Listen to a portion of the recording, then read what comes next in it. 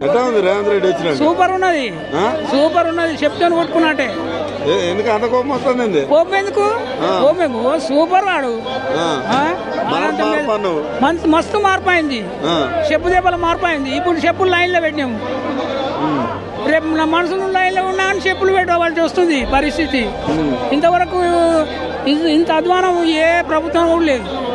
రైతులు రాజు చేస్తానే ఇప్పుడు ఇది అయితలేమిట రాదులో అయితలేము. పొద్దున తిండి లేక తిప్పలు లేక వచ్చి లైన్లలో పడితే రైతులు అయితలేము. మేము రాదులమే మేము. అంటే మీరు అందరు రాజకీయాలు చేసేటోళ్ళు రాజకీయాలు చేసేటోడు గిట్ల ఎందుకుంటాడు?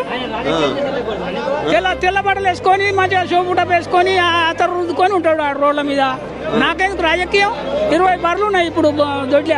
దాంట్లో నిడిచే దిక్కు లేదు. వచ్చి కూర్చున్నా పొద్దున ఇంటికి. ఏం చేయాలి? నీళ్ళు వస్తాయి మరిగా. ఏం చేస్తాం?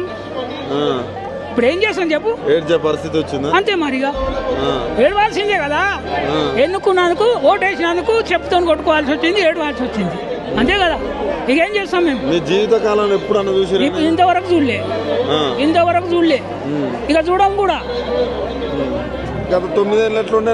9 ఏళ్ళు ఆటోనికి ఇస్తే యూరియా వేసుకొచ్చి ఇంటికాడ వేసేది. ఆడు ఓ 50 రూపాయలు ఇస్తే ఇంటికాడ తెచ్చి వేసేది. ఇవాళ మేము 50 కాదు 100 పెట్టినా కానీ చెప్పులు లైన్లో పెట్టి 7 గంటలకు వచ్చి చెప్పులు లైన్లో పెడితే ఇప్పటికీ ఇంకా తెలియదు. అన్నం ఇట్లా అన్నం ఎందుకు ఇంకా? గడిచిపోతుంది. నెల 20 రోజులు ఆయన నాటి ఏం చేస్తాం? 20 రోజులు అయిపోయింది. ఇక యూరియా చల్లితే చల్లకుంటేంది అన్న కడుకుంది ఇప్పుడు. నేను చెప్తేగా సూపర్ ఉందంటే ఇటువంటి ప్రభుత్వం ఏడలేదు.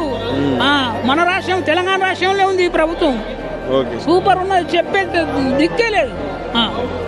అంత సూపర్ ఉన్నది.